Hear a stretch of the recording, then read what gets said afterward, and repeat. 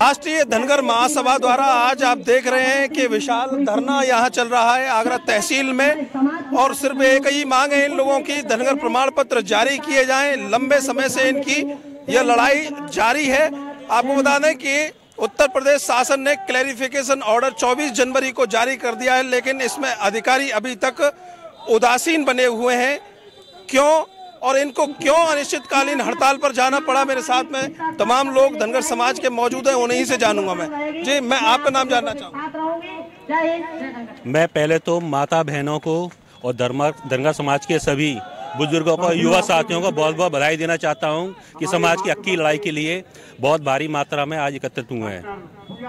क्या कहना चाहोगे, ये धरना करने की जरूरत क्यों पड़ रही है? प्रशासन और शासन की मंशा साफ नहीं है। कभी तहसीलदार गुमराह करते हैं, लेखपाल रिपोर्ट नहीं ला रहा है, लेखपाल कहते हैं कि डीएम साहब का आदेश नहीं है, समय नहीं आ रहा है कि कौन हमें गुमराह कर रहा है। हमारी बस एक ही मांग है कि हमें तो प्रमाण पत्र दे दो समाज को, बस।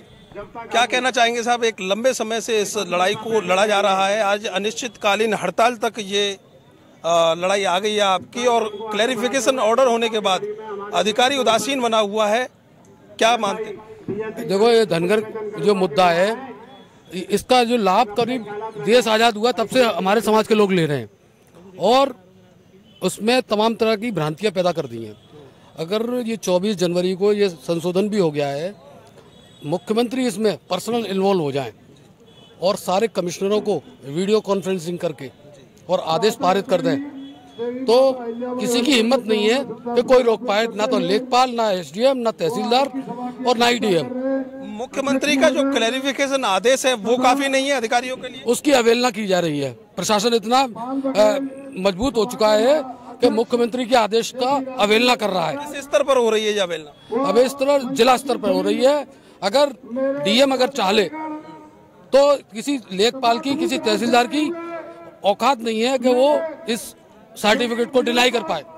यहाँ से आगे कहाँ तक जाएगा ये धरना, कहाँ तक लड़ाई लड़ेंगे अगर प्रमाण पत्र जारी नहीं होते हैं? क्योंकि कल भी आपने देखा होगा खंदौली मुड़ी चौराहा पर 2 प्रमाण पत्र दिए गए हैं। ये वेदना है लोगों की, ये दर्द है कि 2 प्रमाण पत्र जारी करके आप क्या दर्शाना चाहते हैं? क्या धनगर समाज को लॉलीपॉप, किस तरह का लॉलीपॉप देना चाहते हैं, या धनगर समाज इसी तरह से सड़कों पर आंदोलित बना रहे?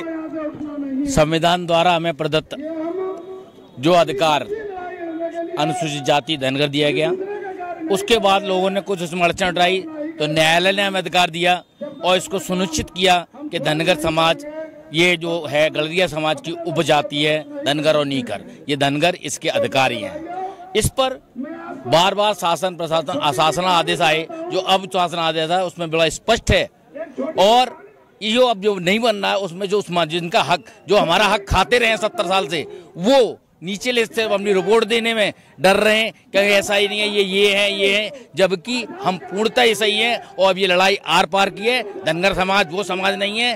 पाकिस्तान अब ये ना सोचे कि अब हमला नहीं होगा, अब हमला पूरा होगा, चाहे जान जाए चाहे कुछ भी जाए, हम धनगर प्रमाण पत्र लेके मानेंगे। क्या मानते हैं साहब आप?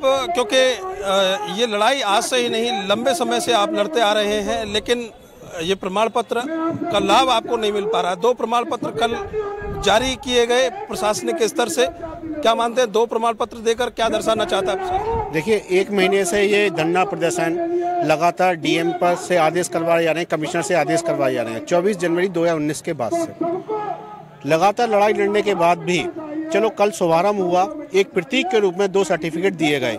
वहाँ पर मुड़ी चौराहे पर ये आश्वासन दिया गया कि ये 2 जो आपको सर्टिफिकेट दिए ये निरंतर मिलेंगे तहसील में, लेकिन आज बहुत बड़ा आश्वासन था, कम से 20 से 25 मिलेंगे यहाँ पर, लेकिन एक भी नहीं। ये हक बनता है प्रशासन की, शासन की। डीएम साहब कहते हैं कि मिलेंगे, एसडीएम साहब कहते हैं मिलेंगे, और जब लोग उसका आवेदन करते हैं तो निरस्त हो जाते हैं। बड़ा एक हमारे समाज के प्रति एक बड़ी साजिश रची जा रही है, और वो साजिश ये कहती है इनको ना दो। मनसा और नियत यही है। मनसा ये ऊपर से हमको लॉलीपॉप दे दिया कि 24 जनवरी 2019 आपके बनेंगे, और धरातल पर नहीं बन रहे हैं। तो मैं ये कहना, इसलिए धरना प्रदर्शन की जरूरत पड़ गई है कि धरना किया जाए, हम अपने अधिकार। सवाल और है, आज से पहले 90 और 80 के दशक में, 80 और 90 के दशक में मोची जो ओबीसी में आता है, बैकवर्ड में आता है, उसकी जनसंख्या काफी थी, और आज मोची की परसेंटेज बहुत कम रह गई है, क्योंकि वो उसने एससी का सर्टिफिकेट लेकर वो जाटव का लाभ ले रहा है। क्या कहना चाहेंगे? धनगर को तो क्योंकि अधिकार है उसका तब भी नहीं मिल पा रहा है, तो ये किस तरीके का शासन है और किस तरीके का प्रशासन रहा है, कैसा कल्चर रहा है शासन प्रशासन में? देखिए, हमारा जो धनगर समाज है बड़ा श्रमजीवी, परिश्रमी और भोला समाज रहा है। इसमें शिक्षा का भी अभाव था। हमको ये 70 साल पहले अधिकार मिल जाना चाहिए था। हमारे बुजुर्गों ने नहीं लिया, कोई भी कारण रहे। आज हम अब अपने हक की बात कर रहे हैं। हम दूसरी जातियों पे नहीं जाते, ना उनका हक चाहते हैं ना अधिकार चाहते हैं। हम अपना अधिकार चाह रहे हैं। जिन लोगों ने 400 BC से ये अधिकार प्राप्त कर लिया, उन लोगों के खिलाफ क्या होना चाहिए जो एक परसेंटेज में डाउन हो गए, बिल्कुल बैकवर्ड में? आज मोची इस शहर में, आगरा शहर में बहुत कम देखने को मिलेगा अगर जनगणना कराई जाए 80 और 90 के और आज के दशक में। तो ऐसे लोगों को किस तरीके से टारगेट किया जाए जिन्होंने 400 BC की फ्रॉड किया? देखिए, अगर स्पष्ट सुनना चाह रहे हैं तो यही लोग तो रोड़ा बनना है, यही लोग तो बनने नहीं दे रहे। जो पहले लाभ ले चुके हैं उनको ये लग रहा है अगर हम इस जाति को लाभ दे देंगे तो हमारे समकक्ष आएंगे, हमसे भी ऊपर निकल जाएंगे। ये उनके लिए डर का माहौल है। लेकिन हम कहते हैं हम किसी का अधिकार नहीं चाह रहे, अपना अधिकार की बात कर रहे हैं। ये तो आपका ही अधिकार उन्होंने छीन लिया ना, आपका अधिकार ही नहीं मिल रहा और खुद 400 BC से जम गए। सही बात भी है, लेकिन उनके लिए उनका सरकार देखे। क्या कहना चाहेंगे, किस तरीके से समाज जी क्या कहना के खिलाफ दंडात्मक कार्रवाई होनी चाहिए, दंडात्मक कार्रवाई होनी चाहिए? आप क्या कहना चाहेंगे? मैं तो यही कहना चाहूंगा कि जो हमारा प्रतिमूल हक है, हमें हमारा हक मिलना चाहिए। अनुच्छेद में हम 27 नंबर अंकित है। और अब हमारा धनगर समाज थोड़ा सा जागृत हो चुका है। अब समाज से, घरों से लोग निकल रहे हैं। अब आज की डेट में हमारा समाज पूर्ण रूप से जागरूक हो चुका है और धनगर का पूर्ण रूप से जो अधिकार है उसे अपना प्राप्त करना चाहता है। क्या कहना चाहोगे, किस तरीके से अधिकार की लड़ाई लड़ रहे हो आप? ऐसा है, जो 24 तारीख को माननीय मुख्यमंत्री जी ने जो आदेश किया और मंत्री SP सिंह बघेल जी ने जो करा के लाए थे उसको माना। लेकिन आगरा का MP जो आज हैं कठेरिया जी, उन्होंने ये लेटर लगा रखा है और लेटर सामने पकड़ा भी गया है।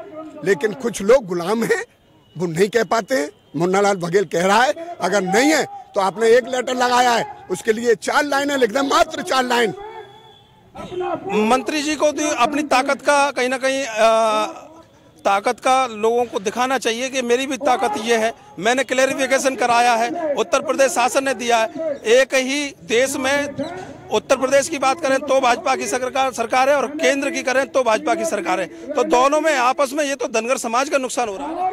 आज अगर होता है, अगर वो अध्यक्ष है STH के, जब वो अध्यक्ष हैं तो उनके पास में भी पावर है। उन्होंने धनगढ़ की जगह धनगढ़ लिख दिया है ना, उस लेटर पर केवल 4 लाइन लिख दें। हमारे प्रशासन ने ऊपर से आदेश किया है और आदेश पर आज आलोचना हो रही है, तो केवल एक ही डर है उनको, केवल SC के जो मंत्री जो बैठे हैं कठेरिया जी, उनको डर है, इसलिए वो प्रशासन को घुमा रहे हैं।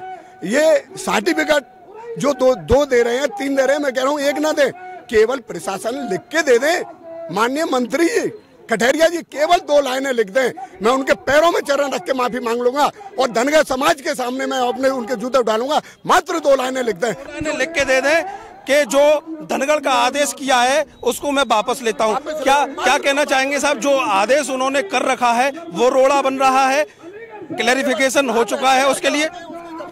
देखो बेसिकली क्या है इसमें, अभी मैंने जो कहा है उसके आदेश के बावजूद अगर मुख्यमंत्री इसमें इन्वॉल्व हो जाएं, जो भी लड़ाई चल रही है कठेरिया जी की, SP सिंह की, हम उसमें नहीं जाना चाहते हैं। हम तो ये चाहते हैं मुख्यमंत्री इसमें इन्वॉल्व हो जाएं और वो वीडियो कॉन्फ्रेंसिंग कर दें कमिश्नर को, तो ये तत्काल निर्णय हो जाएगा, आगे बढ़ेगा ही नहीं।